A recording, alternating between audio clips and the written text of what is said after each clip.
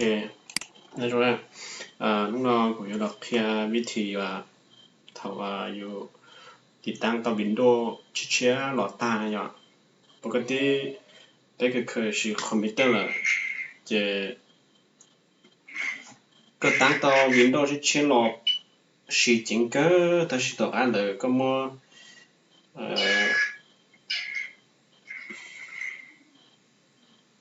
Windows ก็ก่อมูจะเนี่ยอัปเดตข้อมูล Windows อัปเดตแล้วจะเนี่ยว่าต่ออยู่คอมข้างจะอยู่ก่อก็แต่จริงจะนู่นกูอยู่เคลียร์วิธีเดียเขาอยู่ตั้งเขาชื่อเชื่อตาจะอยู่มั่วบล็อกก่อนเนี่ยชอบอัปเดตมุนจีนะอยู่ลินเดอร์ซื้ออยู่ก่อนเนี่ยที่ลินเดอร์จอจะเดี๋ยวไปมั่วอัปเดตมูรอจะนี่จะอีอะไรเดี๋ยวที่เขาอยู่มั่วต่อให้ไฟบ่จานอะไรอย่างนั้นที่เขาก็มั่วต่อให้ไฟดาวน์เนี่ยก็เราขนาดก็ setting เนี่ยก็มั่วต่อให้ไฟดาวน์จะนี่จะได้อัปเดตอัตโนมัติอย่างนั้นอัปเดตวิวลีนอรอจะว่าเราก็รู้คอมข้างบ่ก็ยังบ่จะก็ก่อชิดเชื่อเลยแหละแต่ลูกน้องกูจะเคลียร์วิธีบล็อกก็เลยชอบอัปเดตมุนจีละเดี๋ยวนะนี่ให้จะเปิดก็ต่อทำพวกเชื่อเดี๋ยวรู้ปองวินโดว์นี่ก็ชอบคอนโทรลพาเนลแต่ละเนาะอินเตอร์อะไรก็คลิกทั้งหมดเลยตัวช่วยเราว่าไปคลิกรอเลยนี่อยู่ที่รอหน้าเนาะเป็นเราจะนี่อยู่รอหน้าเนาะก็จะเลยนี่อยู่รอหน้าเนาะแต่ก็เต่านะก็เต่าเนาะlast icon นะเดี๋ยวก็รอต่อคอadmin static tum ต่อนะอย่างเดี๋ยวก็บอกคอ service นะอย่างก็บอกคอ service นะเจ๊ก็ double click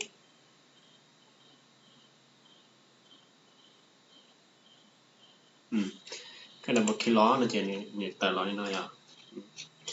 แต่เราจะก็เลื่อนลงเลยครับกับเครื่องกรองฮอกก้าเครื่องกรองฮอกก้าเราจะก็บอกขนาดอย่างปกติอย่างเดียวกูมุ่งลงวินโดว์ชื่อเลยกูมุ่งบล็อกแล้วเดี๋ยวชิปปุ่นอัปเดตมุนจีเลยกูอยู่ที่นอกซื้อถอดกูอินสตอลไดเวอร์ครบตาแล้วเดี๋ยวกูอยู่ที่นอกซื้อชิปปุ่นอัปเดตข้อมูลเชื่อเดี๋ยวรอขนาดปกติมันนี่ว่าโซเนี่ยนั่นเป็น running ต่อเนาะถ้าใช้ก็มั่วปิดเจ๊ก็ดับเบิลคลิกขนาดเจ๊เนี่ยมั่วขนาดแล้วก็ใส่ปกติทำในเรามันนี่ว่าออโตเมติดออโตเมติสตาร์ทเนี่ยอุ้งนี่เราเนี่ยจำเนี่ยก็อยู่แล้วเนี่ยว่าออโตเมติอยู่ดาวน์โหลดเลยจ้าเรากันเลยออโตเมติทำได้มันนี่ขนาดเจ๊กูมั่วดาว disable เจ๊เนี่ยมั่วขอ store เนี่ยขนาดเจ๊กูต่อแล้วขอ store nó ta thì cũngกด apply กูกด apply ได้จะกูกดโอเคเจ๊นี่อยู่ disable นี่อยู่ disable นี่ชี running เลยอยู่ใน running จะใช้ตัวเด่นในร้านตอนนี้ก็ต่อไฟแล้วตัวเจ๊ก็ Windows update หมดเลยอ่ะเจ๊น้อยจะกูว่า disable ตรงนี้ชิปุ่น update Windows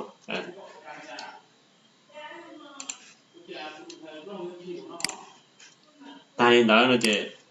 ก็รอเนาะก็เนี่ยแล้วพวกวินโดว์หมดตัว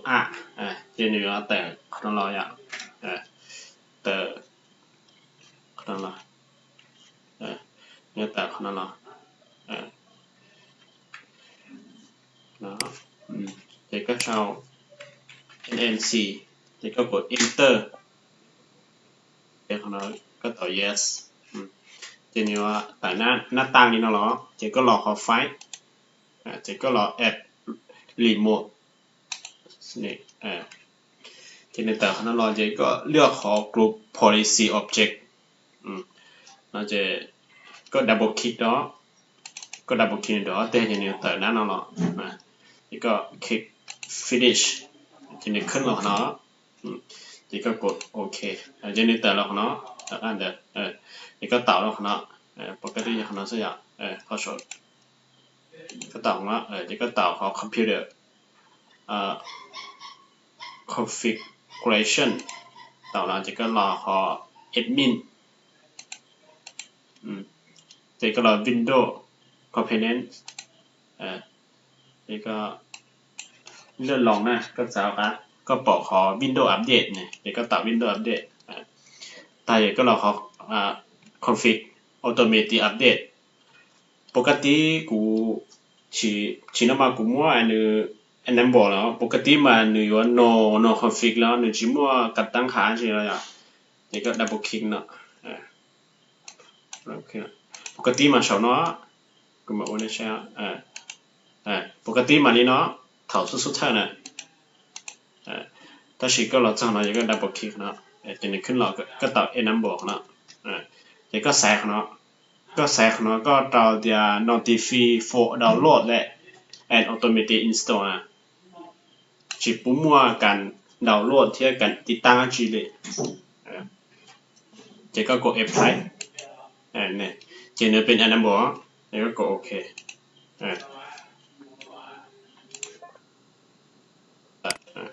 เจ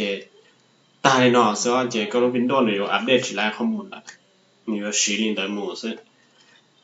เจก็รอใช้ขนาดอย่างก็รอ setting ก็รอใช้ขนาดก็รออัปเดตเนี่ยถ้าก็เราใช้เราอัปเดตอย่างเนี่ยมั่วกันป้องกันอะไรอย่างชิบุอัปเดตละนี่โซ่กันเรื่อยๆสอนอะไรอย่างนี่จะสร้าง setting อ่ะ manager by your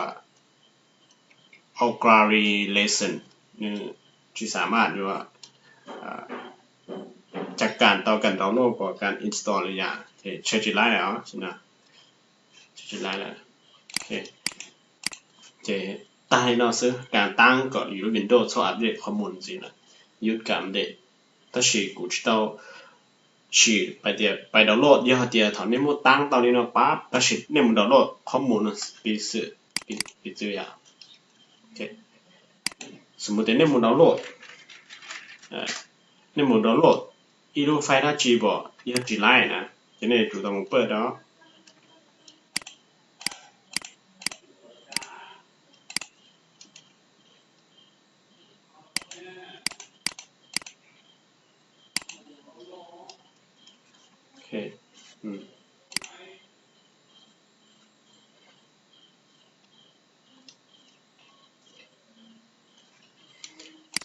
กู是ดาวน์โหลดให้ยากู是ดาวน์โหลดรูปป来一个จะดาวน์โหลดไลน์จะใช้到的ดาวน์โหลดนี่จังละจะไลน์但是嘛 Windows จะสามารถ就อัปเดต到ข้อมูลบนจีละ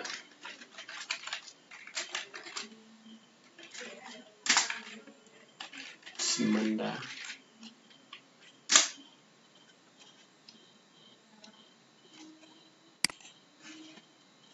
ดาวน์โหลดสิมันดา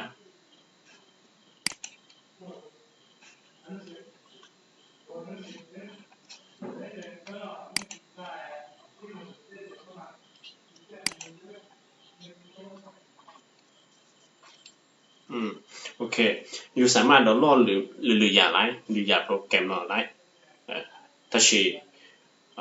อยู่รู Windows จะสามารถอัปเดตข้อมูลบนจีละเนื้อยุดการอัปเดตยังก็จะเนื้ออัปเดตตาลีซื้อตาลีนะเจอยู่เราอยู่รูคอมข้างบอกบางทีอัปเดตจีเตาอยู่หมดตัวเลยหรอจีที่เราอยู่เปิดแล้วก็รอบอกเจนี่ว่าเราอยู่รูคอมเต้งแต่จัง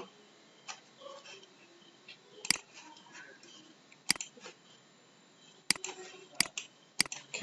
เจแกเพียสต็อปวิดีโอชิปูอัปเดตมูจีถาวาอยู่ติดตามทุกจุดเชื่อหรอนะจ๊ะปีศาจได้อยู่ตั้งทุกจุดเชื่อหรอเจหรืออย่าโปรแกรมที่ต้องติดตั้งแล้วก็จุดตั้งต่อปุ๊บเราจะก็ตั้งไดเวอร์ที่เราก็ครบเราก็รู้คอมนะจ๊ะเนี่ยโปรแกรมกูจะต้องติดตั้งแล้ว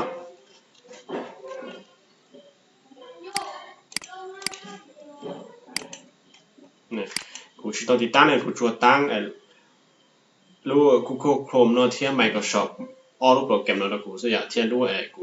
แต่ฉันกูจะลองอัพเสียงในตัวเป็นกูจะตั้งเนาะเดี๋ยวกูมันปิดชิปุ่นอัปเดตมันจีละ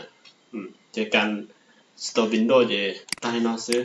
เดี๋ยวก็ใส่ Store ก็รู้ Windows เนาะเจก็เรา Store อย่างนี้เนาะเจก็รู้ Windows เนี่ยจะอัปเดตมันจีละโอเค我知道ถ้าก็เราใช้ตั้งเลยก็จุดถ้าก็ไปกด subscribe ที่นะกดแชร์กดติดตามพูดกับกูที่นะ